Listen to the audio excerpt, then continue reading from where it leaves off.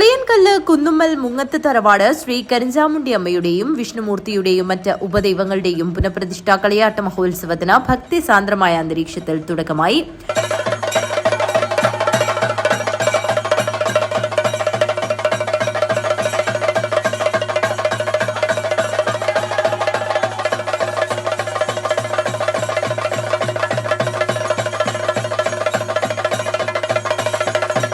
മഹോത്സവത്തിന്റെ ഭാഗമായി കലവറ നിറയ്ക്കൽ ഘോഷയാത്ര നടന്നു.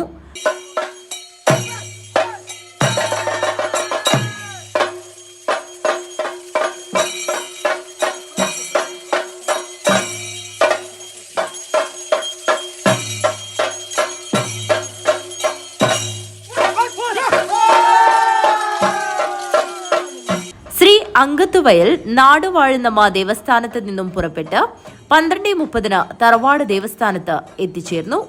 വാദ്യമേളങ്ങളുടെയും മുത്തുകുടകളുടെയും അകമ്പടിയോടെയാണ് കലവറ നിറയ്ക്കൽ ഘോഷയാത്ര നടന്നത്. നിരവധി ഭക്തജനങ്ങൾ കലവറ നിറയ്ക്കൽ ഘോഷയാത്രയിൽ അണിനിരന്നു. News bureau, Kanhangad.